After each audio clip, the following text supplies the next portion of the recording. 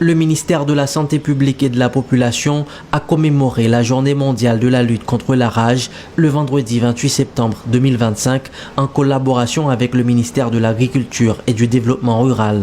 L'activité s'est déroulée à la salle de conférence du MSPP en présence notamment du représentant de l'OPS-OMS.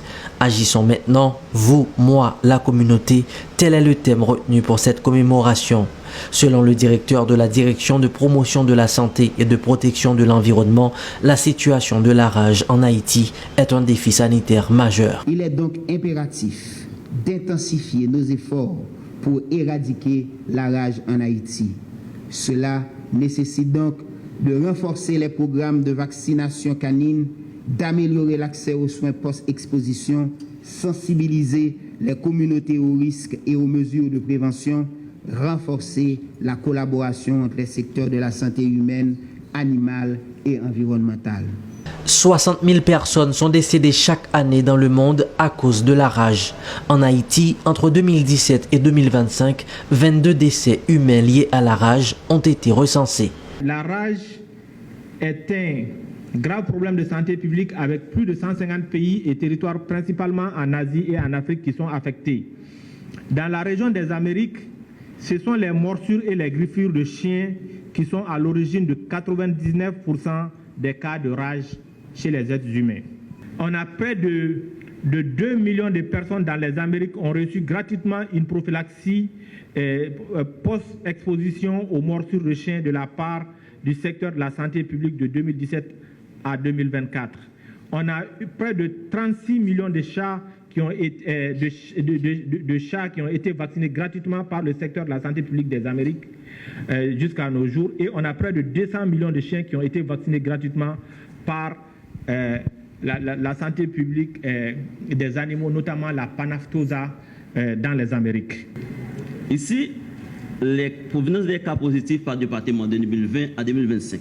Comme dans la présentation antérieure, vous voyez ici le département de l'Ouest de 2020 à 2024 a beaucoup plus de cas positifs que les autres départements.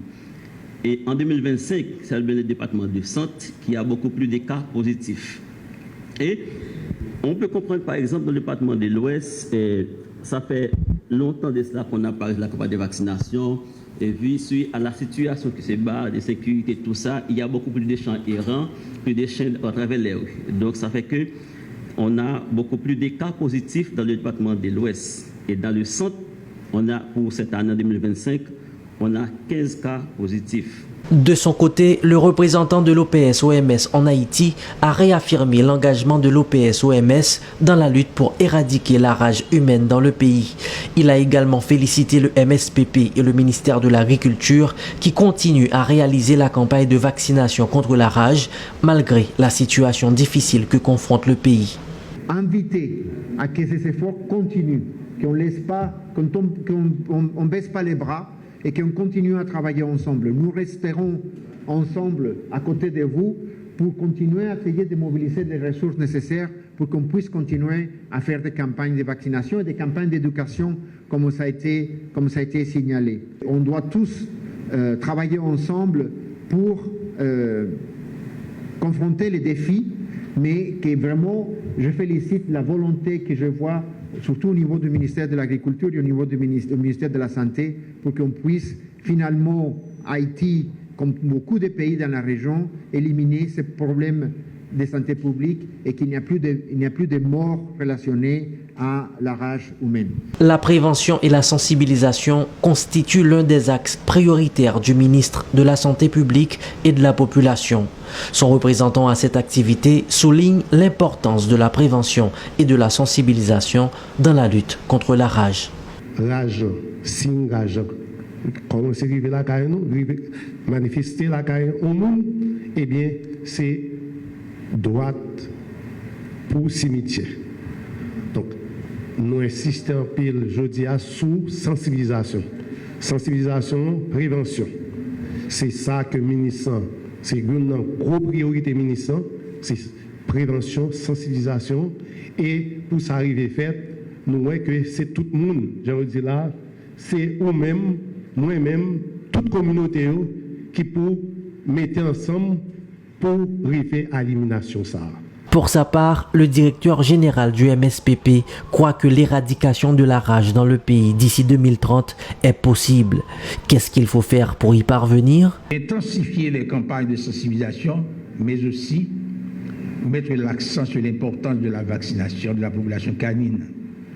Développer ensemble des ressources humaines, mais aussi des ressources financières pour pouvoir rendre disponibles ces vaccins au bénéfice de la communauté.